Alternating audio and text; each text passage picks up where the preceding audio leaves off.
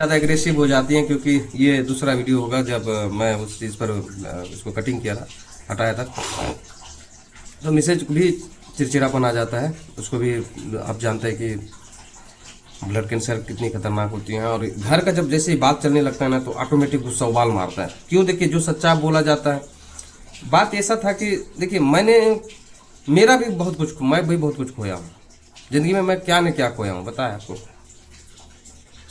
बहुत कुछ खोया हूँ। एक अकेले व्यक्ति बहुत कुछ खोया। सबसे पहले तो अपना बेटा खोया था, और किसके कारण से वो भी आपको पता है। पता कैसे है? एक अकेला व्यक्ति जो कभी इस चीज से कभी नहीं गुजरा था, डिलीवरी केस से, मैं कभी दिखाया नहीं था। और शादी के मैं जब ये 10 साल हो रहे हैं मेरी, और 2019 में मेरी जो है 17 में जो है मेरा पहला बेटा था, ईशुदेव। और दूसरे की मेरी जो थी तैयारी, मिसेज और हम दोनों दूसरे पुत्र के पिता और माता बनते। उसको भी किसी कारणवश होना पड़ गया। तो उसके बाद मैं अपनी ज़िंदगी में एक और चीज़ खोया। जहाँ मेरी माता जी, मैं आपको बता दे रहा हूँ, मैं ये नहीं बता रहा हूँ कि यहाँ कर्मचारी, यहाँ विभाग का हूँ, मैं कोई बताना नहीं चाहता हूँ, बस संविदा कर्मचारी मान लीजिए। एक तो संविदा का चोट तो चल ही रहा है, दिन प्रतिदिन चलता है। संविदा चोट ऐसा चोट है कि जो लोग बेचारे संविदा में होंगे ना, या बाह्य स्रोत में होंगे, वो बेचारा ना तो हंस पा रहा होगा और ना तो बोल पा रहा होगा। मैं सच बता रहा हूँ, जो संविदा में होंगे ना, मैं जानता हूँ, मैं कई विभाग में जाता हूँ और रोते भी होंगे ना, तो मैं सच्चाई बता रहा हूँ। आज मिसेज के पास बैठा हूँ, मिसेज को खुद नहीं पता था कि मैं संविदा में हूँ। जब शादी हुई थी तो इसको भी नहीं पता था कि मैं संविदा में हूँ। नहीं, आप बताए थे। मैं बताया था संविदा में नहीं, पेमेंट मेरे को लगा कि ज्यादा है। मैं संविदा नहीं बताया था, मैंने ये बताया था बिजली बोर्ड में हूँ। और मेरी पेमेंट मैं मिसेज को नहीं बताया था, इनके पिताजी को बताया था। कि मैं झूठ बोल दिया था कि 5,000 था, 5,100 कुछ रुपये था, तो मैं 8 बताया था, एक लेवल वाला बता दिया। और मैं पता था जिस विभाग में हूँ, चलो बता ही देते हैं, मैं छत्तीसगढ़ राज्य विद्युत वितरण कंपनी का संविदा कर्मचारी हूँ। मेरी कंपनी की छवि बहुत अच्छी है और उन्हीं के दयादान से मैं भी जी रहा हूँ। और अच्छी कंपनी है हमारी बिजली बोर्ड।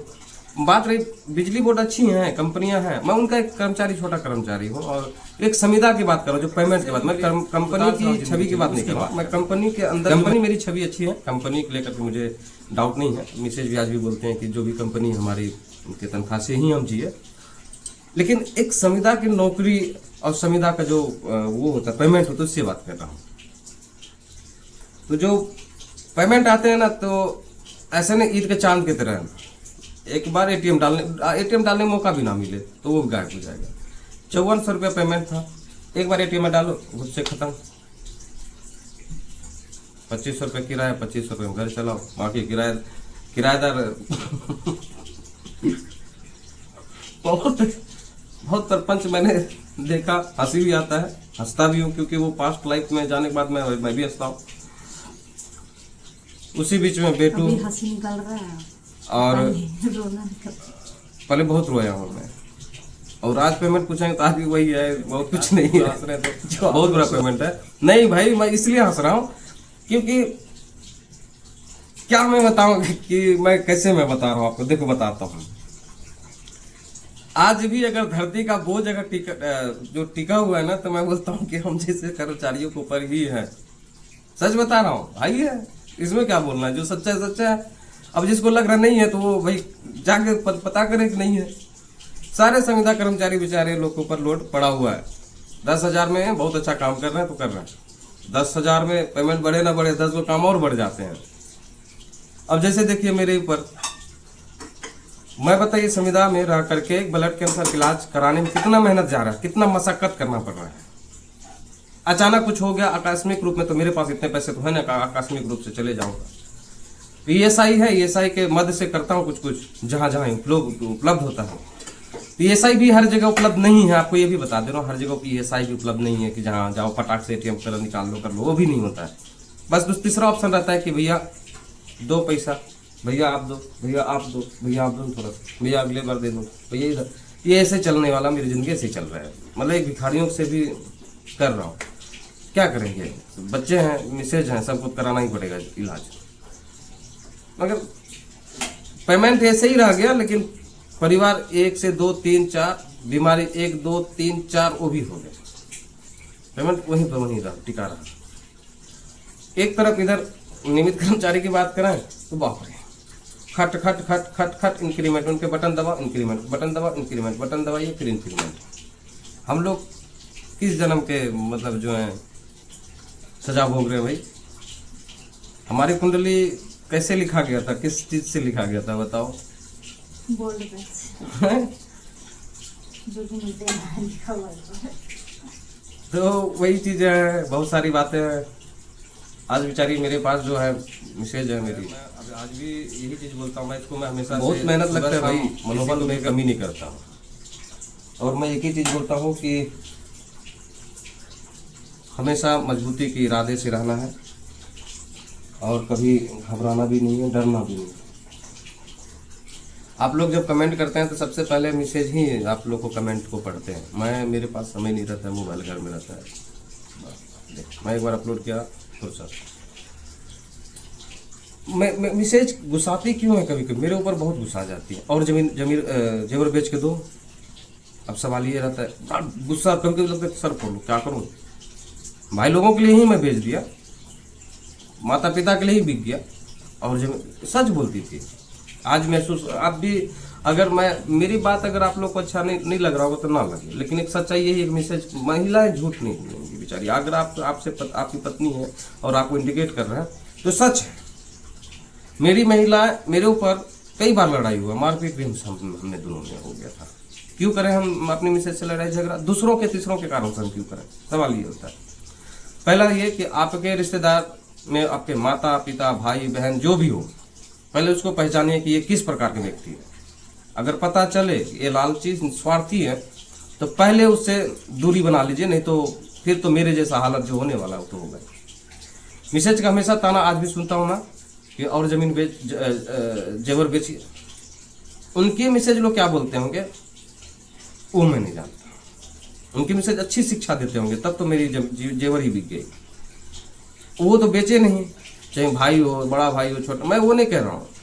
आपके रिश्तेदार में भी कई होंगे जिनको चिन्हांकित कर लीजिए कि क्या उसके चलते आपकी घर बर्बाद होने वाली है। नहीं मिला मेरे को एक पदक मिला, स्वर्ण पदक नहीं मिला, और दूसरा पदक मिला बेटा को वेंटिलेटर में जान, मौत, जिंदगी और मौत से मिला। 2 पदक मेरे को मिला और तीसरा पदक मैं ही हूँ जो संविदा में काम कर रहा हूँ। 3 पदक जिंदगी में मेरे को हमेशा मिला और जिसको लेके चल रहा हूँ। और जिसको पदक मेरी जिंदगी में मिला तो किसी को दिखेगा नहीं। पढ़ा लिखा था, काफी पढ़ा लिखा था, बीएड किया, एमएससी किया, बी किया, इंजीनियरिंग बना, तो मेरी मिसेज को लगा काफी पढ़ा लिखा है, बहुत अच्छा पैसा कमा। और मेरे घर वाले भी, अरे जाओ ना यार, हर घर में एक इंजीनियर है, 3 इंजीनियर बैठे नजर आएंगे, बाइक चलाते नजर आएंगे, मैं सच बता रहा हूँ। आप एक घर में जाकर चुनिए तो एक घर में कम से कम सर्वे में अगर कराया जाए तो एक इंजीनियर आज भी बैठा हुआ मिलेगा। एक इंजीनियर यहाँ बैठा, मैं बैठा नहीं हूँ, काम ही करूँ, संविदा में 5,000 बेचा 10,000 मेरा करने का नाम है। पढ़ाई सिर्फ नौकरी नहीं होता है, पढ़ाई एक ज्ञान भी होता है, उसकी शिक्षा और संस्कृति होता है। मैं इतना ही कहूँगा कि पढ़ाई सिर्फ नौकरी ही करना नहीं होता। अगर आप अच्छे पढ़े लिखे हो तो अच्छी बुद्धि, अच्छी समझदारी आपके पास होगी और आप उतना टैकल कर सकते हैं जैसा मैं कर रहा हूँ। और सबसे बड़ा संसार का श्रृंगार तो मेरी शिक्षा है और इससे बढ़ के तो मैं कभी किसी को नहीं मानता हूँ। इसलिए आज मनोबल के साथ मैं अपनी पत्नी को और बच्चे को दिखा रहा हूँ। रही बात पैसा की, तो पैसा कहाँ से आता है, कैसे आता है, वो आपके ऊपर डिपेंड करता है। आप संविदा में हैं या जैसे भी है, और आपके ऊपर निर्भर करता है, आपके मनोबल के ऊपर निर्भर करता है कि नहीं करीना। मेरी पत्नी को बहुत काफी शौक था कि कभी अच्छे जेवर पहनेंगे, कभी अच्छे रेस्टोरेंट भी जाएंगे, कभी अच्छे जगह भी घूमने जाएंगे, कभी शादी पार्टी में जाएंगे। कभी नहीं जा पाए हम लोग।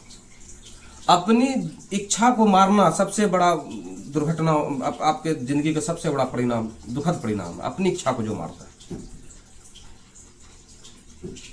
और हम लोग अपनी इच्छा को मार करके दूसरे की इच्छा को जिंदा रखा, चाहे वो कोई भी हो। आज इस वीडियो में माध्यम से हमारे घर तक वीडियो ये पहुंचे तो मैं बोलूंगा कि आपकी इच्छा आपकी स्वार्थ को पूरा करता रहा, अपनी निस्वार्थ देख करके। मैं अपने स्वार्थ कभी नहीं रहा। आज मेरा बेटा किस हालत से निकला और पत्नी किस हालत में है, और ये अपनी इच्छा को, स्वार्थ को भूल करके, निस्वार्थ होकर के आप सबके स्वार्थ के लिए मेरा बेटा और पत्नी सब लगा रहा। और कुछ चोचले लोग मेरे घर में घुस के सब तहस नहस कर दिए और देखते रह गए। वाह, भाई का मैं आशीर्वाद ले रहा था, भाई भतीजावाद चल रहा था। कहाँ गए वो भतीजावाद, कहाँ गया वो भांजीवाद, वो कहाँ गया बहनोईवाद, बहनवाद, ये सब कहाँ, कुछ नहीं आता। कोई पदक नहीं मिला। 3 पदक मिला, मैं जो आपको बता रहा हूँ, आज भी गुस्से से बोल रहा हूँ। 3 ही पदक मेरे को मिला है। एक ब्लड कैंसर का पदक, दूसरा वेंटिलेटर, देखिए बाबू इधर आ, बाबू आजा बेटी, दूसरा तो यही मेरा बेटा है जो आ रहा है अभी धीरे धीरे। अब तीसरा 15,000 का संविदा कर्मचारी में जो 10-12,000 नौकरी को तीसरा पदक मिला। और चौथा पदक के इंतजार है, देखते हैं कौन सा पदक मिलता है। ये है हमारा बेटा, देखिए आज भी बेचारा वॉकर पकड़ लो बेटी, वॉकर पर दिखाएगा आपको। ये देखिए, ये है मेरा बेटा। बताइए आज जो परेशानी है,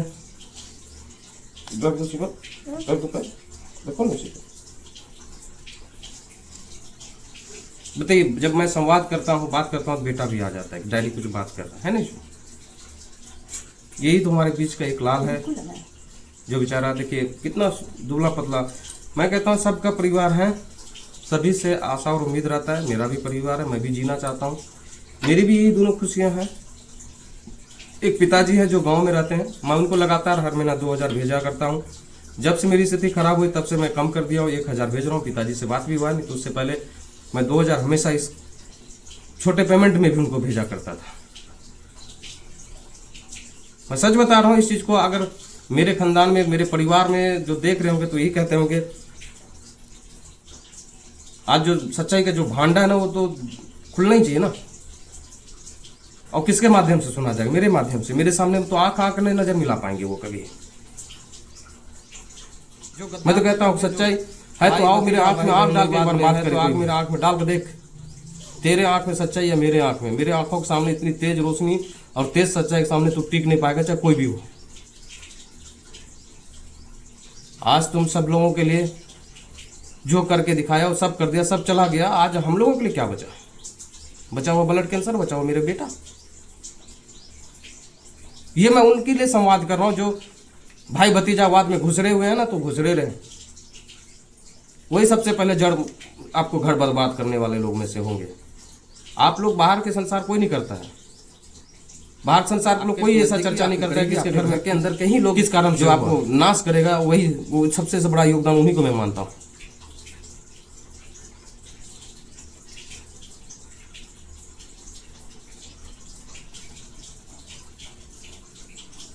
फिलहाल तो मैं इतना ही कहूँगा। इस वीडियो के माध्यम से तो बहुत कुछ बोल दिया हूँ, और बोलने से क्या फायदा मिला? कोई पदक नहीं मिलने वाला। खुद का पदक लेकर के मैं चल नहीं पा रहा हूँ, तो दूसरों का पदक को मित्र क्या लेना? क्यों इशू? तो फिलहाल इशू अभी ठीक है मेरा बेटा। अभी एक और ऑपरेशन कराएंगे जिसमें छोटा सा माइनर ऑपरेशन होगा, ऑपरेट करना पड़ेगा बेटू को। और बेटा कभी घबराता नहीं है ना इशू, कभी नहीं घबराया मेरा बेटा। हमेशा मेरी तरह से, मेरे से भी तेज है, मेरी सोच से भी तेज है, मेरे दिमाग से भी तेज है। तो ऐसे बच्चे को सलाम करता हूँ। सभी घर में अच्छे बच्चे हों, सभी के अच्छे बच्चे। ब्लड कैंसर ना मिले। मेरी पत्नी की जैसे भी हर घर की पत्नी अपने पति के विचार में हमेशा सहयोग करे, समर्थन दे। और महिलाओं को मैं सम्मान हमेशा से करता हूँ, हमेशा से करते आया हूँ। मैं सभी के घर परिवार को मैं सुखमय होने की कामना भी करते रहता हूँ। जैसा मेरे घर में हो वैसा भगवान ना करे किसी घर में हो। फिलहाल इस वीडियो में इतना ही रखूँगा, फिर आगे की ओर भी और बहुत सारे काम हैं। बेटू भी उठ गया है और इशू को मन नहीं लग रहा है आजकल पढ़ाई में, और 2 महीने से लगातार बेचारा 3 महीने से हम लोग हॉस्पिटल दौड़ रहे थे। अब इशू को रही बात तो मैं मतलब कैसे लाइन पर लाऊं, ये चीज़ को देखना पड़ रहा है। अगर मेरे तरफ से कुछ वर्ड और कुछ शब्द गलत हुए होंगे उसके लिए मैं माफ़ी चाहता हूँ। ये मेरा पर्सनल ओपिनियन है, मेरा पर्सनल विचार है, व्यक्तिगत विचार है, एक फैमिली का मेरा विचार था। इस विचारधारा से मैंने आपको बताया, और इस विचारधारा में अगर किसी को कहीं ठोस पहुंचता है या तकलीफ होता है तो उसके लिए मैं हमेशा से माफ़ी चाहता हूँ, हमेशा से माफ़ी का भारी रहूँगा और क्षमा प्रार्थी रहूँगा। बस जिंदगी है, चल रहा है जैसे तैसे चला रहा हूँ। जाते जाते एक ही चीज़ बोलूँगा कि हौसला, और आप पति पत्नी परिवार पूरा एक साथ एकजुट रहिए। जब आपके पास परेशानी हो तो बेटे बच्चे पत्नी एक दूसरे को एकदम संवाद में साथ रखिए और सहयोग में साथ रहिए और विचार एक बना के रखिए, है ना इशू। तब तक के लिए तो मैं ये कहूँगा, चिप्पी चिप्पी चिप्पी, तो हमेशा से खुश रहना है। चिप्पी चिप्पी चिप्पी और पापा पिप्पी रखें। और इसको आप लोग कमेंट करिए कि बेटू पढ़ाई करो, अब 3 महीने से नहीं पढ़े हो, अभी एग्जाम है 7 तारीख को। ये बोलते हैं डैडी मेरे पढ़ाई में मन ही नहीं लग रहा है क्योंकि छूट गया है। तो आज प्रॉमिस करो पढ़ाई करोगे, जोर से बोलो। नहीं जोर से बोलो, आप करूँगा। आप जैसे जोर से बोलते थे ना वैसे बोलो। करूँगा। करूँगा, गूंज जाए ऐसा बोल दो। बोलो जोर से। डैडी का कान करूँगा।